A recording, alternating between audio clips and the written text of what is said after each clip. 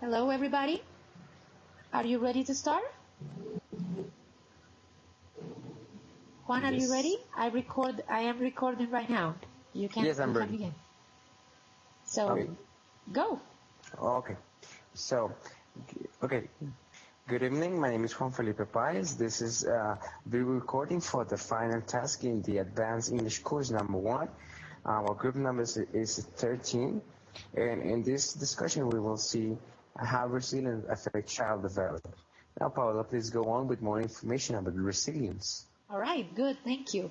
Okay, my name is Paola Sarmiento, and we are going to talk tonight a little bit about a very important topic, which is how to build resilient kids even after a loss, and how can you build resilience in kids. So we base our discussion on a test by Sheryl Sandberg and a video of the Center of Developing Child at Harvard University. So we're going to start to speak very fast and very quickly about the questions that we were inspired by. So the first one is, what do we believe resilience is in our concept of it?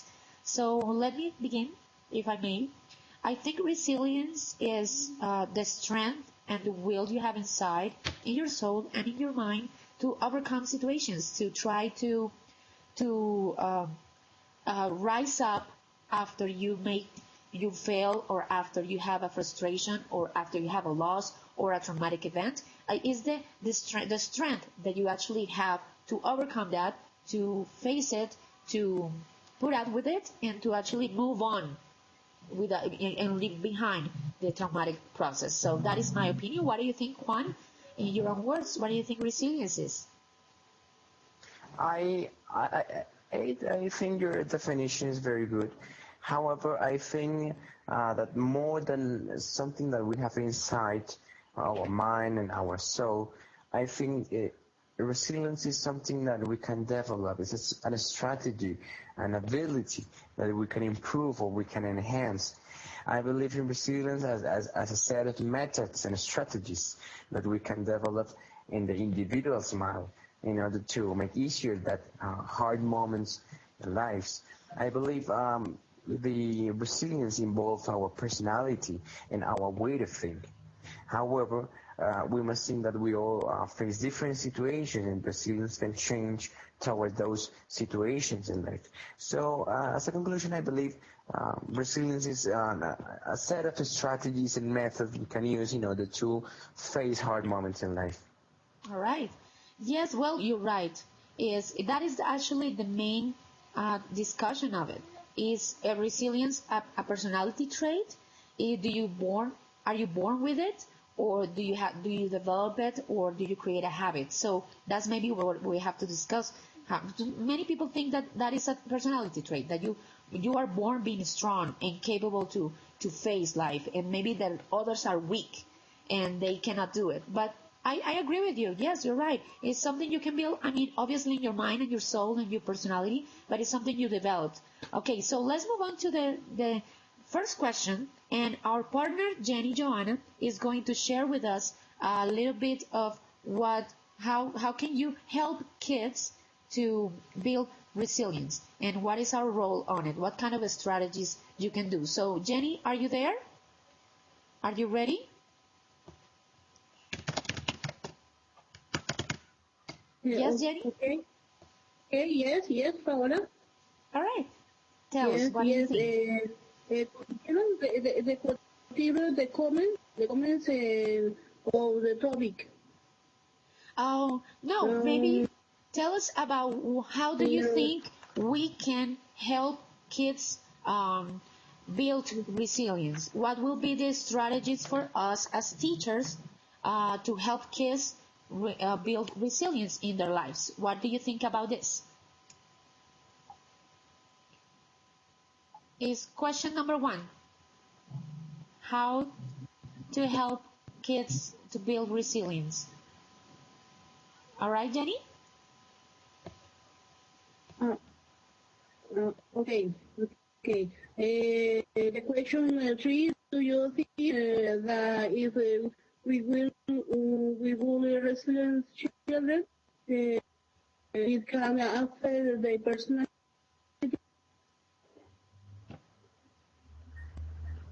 Yeah. Are you there? Yes? Yes, go on, Okay. continue. We're hearing. Okay. Okay, I continue. Um, on aspect that is necessary to train children with attitude, a good relationship with parents, created in the child resilience to the difficulties. But fact does not affect the development of his personality. That's On very the true. contrary, it makes the child have the capacity to confront crimes and negative action in the future. Paola, is possible to offer the every critical moment for emotionally healthy adults. Yeah, I mean, I think you're right when you're saying that the relationship with your parents, with the parents, are very important. You know, having family boundaries and family background, a strong family background, that's very, very important as a strategy to help children to build resilience. So, Juan, what do you think are the strategies to finish for us as teachers? What do you think are the strategies we can I use? believe, yeah, I believe some strategies that we can use is curriculum adaptation. I personally work with ethics, with the subject of ethics in the place where I work, in the school where I work. That's very And one of nice. the things that we usually do is to adapt the curriculum to the students' needs. We must have a space dedicated to resilience. And this space can be perfectly adapted to the subject of ethics. Mm-hmm. So I believe in the schools, resilience must be adapted and adopted too. In the house, with the parents, this can be done through several ways. One of the ways can be done using didactics. Didactics, as we all know, as we are teaching, we know that Yes, didactics is one of the best ways to teach something. So this is absolutely. a strategy that we can use. We can make fun and attractive activities in order to face those hard moments for kids. One example, when a kid does not want to play with another kid, he or she usually feels bad. So how can we as parents help our children to face that reality? We can use it with didactics, making cardboard presentation, using Mm-hmm. songs, using didactics in order to face this situation. So I That's very believe the answer interesting. for this is didactics. We can use didactics to make resilience. That's very, very interesting. You're right. I think I may have another one. I think teachers, obviously, besides the topics we teach, there are obviously moments all throughout the day that we have the opportunity to teach resilience in the exact moment when they have to face stuff. For example, when they fight with their friends, Absolutely.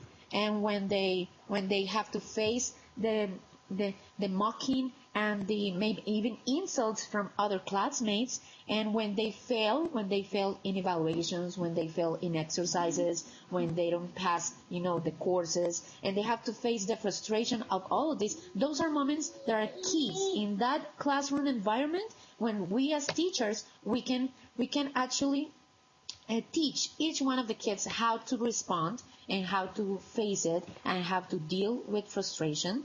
Other than obviously teach them in class like the values and especially what you said, but isn't it that exact moment that we teachers have to pay attention and say, this is the moment I can teach resilience and I can teach this kid to face what he has to face. And that obviously is very small thing, because we can face this with traumatic events like sexual abuse, and violence, domestic violence, and that is on a whole level. Great. But we can help them in the small kid, in the small things and in the small moments. I think that is the key for us as teachers. So, Jenny, what do you think? Now to conclude, your final thoughts so we can finish. Jenny? Okay, okay. Yes. It's interesting your comment, Paola. The continuum for the question 5. The children are vulnerable to verbal physical abuse. Yeah. The teacher is part of the process of training and protection in children. School has very important role in the children. Really dialogue between teacher, parents, and students is Yeah. necessary You're right. to create a capacity to protect themselves from the from the past, from the present, and to improve the future. It's important the child improve your present for the future. All right. Juan, your final thoughts on it. Anything else you would like to share with us? Thank you. Yeah, now as a conclusion, I would like to remember what the topic and what we discussed here. We can define resilience as something that we have very inside of our soul and our mind, something that we can develop through time, and something that must be taught to children in different stages of life, of course. Definitely. The strategies that we can use can be summarized like this. We can use didactics, and as you said, we can teach them resilience from the very beginning of their problems. We can use this in the classroom Yes. every time that they face problems. So Definitely. resilience is something that we must have, and as a teacher, we must teach all the time. That's just full of problems. So I would say that resilience is implicit in the teacher development of the classroom. Definitely. Okay, thank you guys. I would like to finally say that I believe resilience, Okay. one of the best way to cope with resilience in your life is your relationship with God. Maybe you will not agree with me, I don't know. But in my personal case, I think having a relationship, a strong relationship with God and the Word of God, the Bible, it helps you to develop a strong resilience in your life because you have these thoughts of hope and you have the words of hope so you can face anything, whatever you want. So thank you very much, guys. I think that's it. We might pass a little bit the time, so it was Right. really good to discuss this with you, and I think we learn from each other a lot, and we'll see you next time. Goodbye, everybody. Goodbye, Thank you. Jenny. All right. Goodbye. Thank you so much. Juan. Bye-bye. Thank you, Bye, everyone. Juan. Goodbye, Paola.